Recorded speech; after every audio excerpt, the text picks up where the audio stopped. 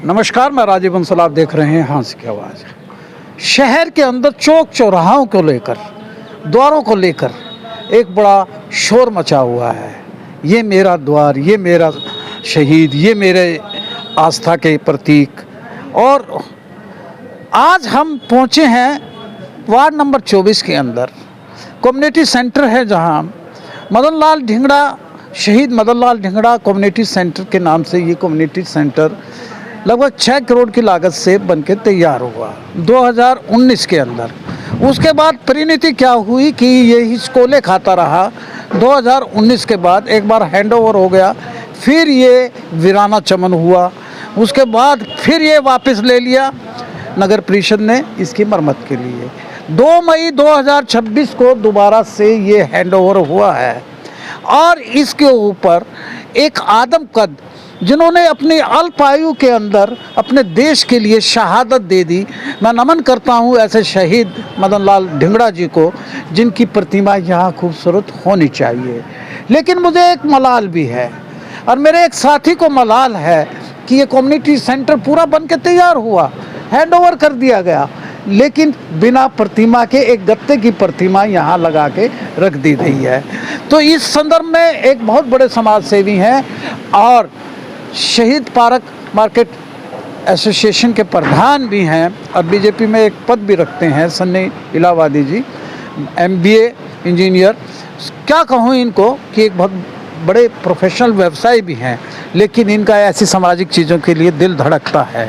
Sir, मैं आपसे सीधे सीधे प्रश्न करता हूँ, क्या शहीदों का अपमान करने के लिए शहीद प्रतिमाएं लगाई जाती हैं? बंसल जी, क्या चौक चौराहे बनाए जाते हैं या द्वार बनाए जाते हैं? 2 पंक्तियों से शुरुआत करूंगा।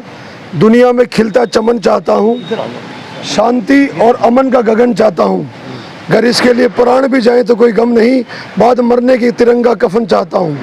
ऐसी भावनाओं रखने वाले हमारे शहीद मदन लाल ढिंगड़ा जी, जो एक संपन्न परिवार से थे, जिनके पिताजी एक सर्जन थे, डॉक्टर थे। उस समय धन धान्य की कोई कमी नहीं थी।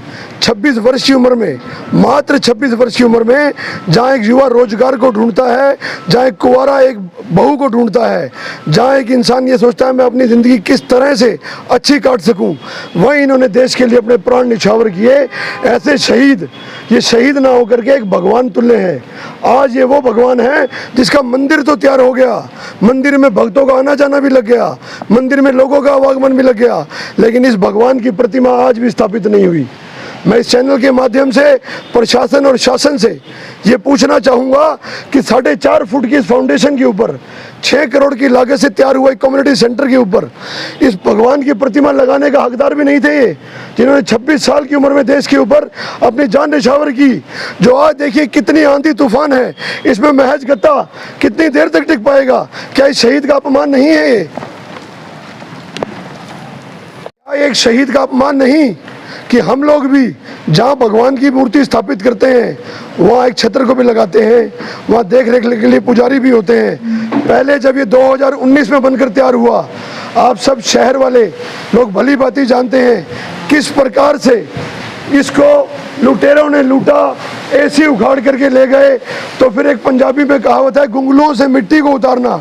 उसका मतलब ये है अजय जी कि एक औपचारिकता कर दी सिर्फ समाज को दिखाने के लिए कि हमने शहीदों के नाम का कम्युनिटी सेंटर बनाने का काम किया। 2019 में हुआ। 2019 में।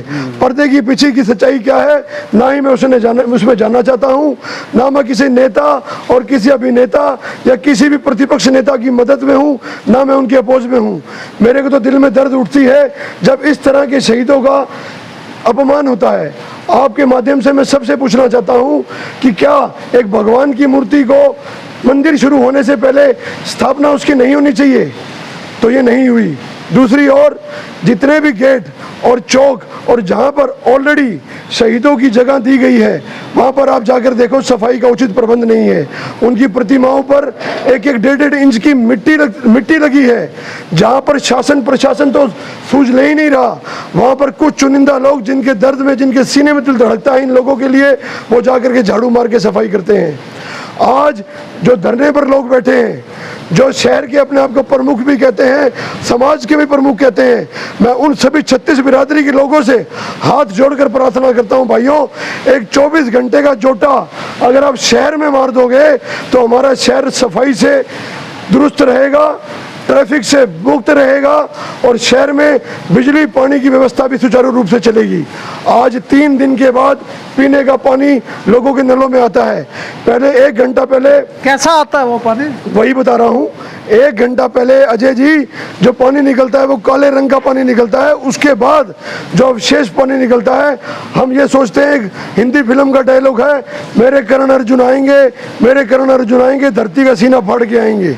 जो प्यासा पानी के नल के साथ खड़ा होता है वो देखता है अब काला पानी कब खत्म होगा, फिर हरा आएगा, फिर अब सफेद पानी पीने योग्य आएगा। तो इस तरह की जर्जर हालात में हम लोग जी रहे हैं। दूसरी ओर जब इसका दूसरी बार अनावरण हुआ वो 2 मई 2026 को हुआ, जिसमें माननीय मंत्री जी आए, विपुल गोयल जी और बड़े बड़े नेता आए। मैं मंच के माध्यम से नहीं कहूँगा, मैं मीडिया के माध्यम से बात कहूँगा आज कि मैं पूछना चाहता हूँ, इतना अनावरण करने की अब जल्दी क्यों थी कि आप बिना मूर्ति के मंदिर बना रहे हो? आपने मूर्ति स्थापित करना क्यों नहीं उचित समझा? गत्ते की मूर्ति, गत्ते की मूर्ति लगा दी, 6 करोड़ की लागत से बने इस कम्युनिटी सेंटर में। मैं इस बात से आज दर्द में हूं और मैं सभी को कहता हूं, जिसके मन में शहीदों के लिए दर्द है, आओ भाई आवाज को साझा करें, उठें और इस व्यवस्था को ठीक कराने में शहर की और प्रशासन का साथ लेकर के मदद करें, ताकि हर आम आदमी तक जो सरकार कहती है विकास पहुंचे, उसकी नीतियों को पहुंचाया जाए। दूसरी ओर एक गंभीर स्थिति और है, जो शहीदों के नाम के पार्क हैं। मैंने पहले भी चैनल के माध्यम से आकर आपसे बात की थी, उस दिन जल रही थी 12 लाइट 102 में से, आज जल रही है 4 लाइट। तो क्या शहीद का अपमान नहीं है? गीता चौक पे जो चौक बना हुआ है, दिल्ली से आने वाले वाहन और हिसार से हांसी में एंट्री करने वाले वाहन और हांसी से बाहर जाने वाले वाहन, जब तीनों भिड़ते हैं तो बड़ी किस्मत से होते हैं, वो बच जाते हैं, अन्यथा अस्पताल में एडमिट हो जाते हैं। आप देखो कितना दुर्घटना हो रही है वहाँ, कितनी दुर्घटना हो रही है, क्योंकि या तो उन ठेकेदार को ठेके दिए जा रहे हैं जो अनुभवहीन हैं, या आर्किटेक्ट ऐसे हैं जिनको नॉलेज ही नहीं है।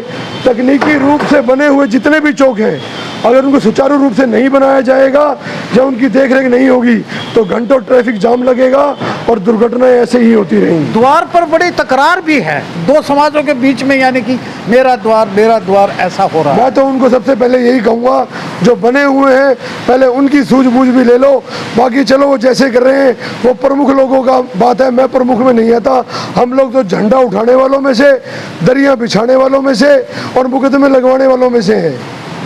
ये उन लोगों का काम है, ये बंसल जी उन्हीं को ही, उनका काम उन्हीं को साझे। मैं तो बस यही चाहूँगा, शहर में सफाई रहे, व्यवस्था बिजली दुरुस्त रहे, जल स्वच्छ मिले, ताकि हम लोग स्वस्थ रहें और शहीदों के नाम का अपमान ना होकर के इनको सम्मान मिले। नहीं तो आने वाली पीढ़ियां, हमारे बाद की जो पीढ़ियां हैं, वो इनका नामो निशान भी भूल जाएंगी। बिल्कुल बजा फरमाया। हम द्वार की मांग करते हैं, हम चौक की मांग करते हैं, बनवा तो लेते हैं, लेकिन उसको मेंटेन करना कितना दूभर है। और जिद करके आपस में लड़के भी मेरा द्वार ये करते रहते हैं, लेकिन मेंटेन कीजिएगा, मूलभूत सुविधाएं दीजिएगा। बस मैं तो अंत में इतना ही एक शहीदों के नाम एक डायलॉग समर्पित कर रहा हूँ, एक मुक्तक। जिस दिन तू शहीद हुआ होगा ना जाने कैसे तेरी माँ सोई होगी। मैं तो बस इतना जानूँ, वो गोली भी तेरे सीने में उतरने से पहले रोई होगी। यही मदन लाल धिंगड़ा जी की आत्मा यानी कि कोसती होगी ऐसे, जो इनके नाम से ये कम्युनिटी सेंटर बना है। और वो एक गत्ते का छोटा सा एक मुखौटा लगा कर यहाँ खड़ा कर दिया और हैंड ओवर करके और पार गई ये सरकार। देखते रहिए हांसी की आवाज़ किस कदर यानी कि सन्नी जी के जुबान से निकला है कि शहीदों का अपमान हो रहा है।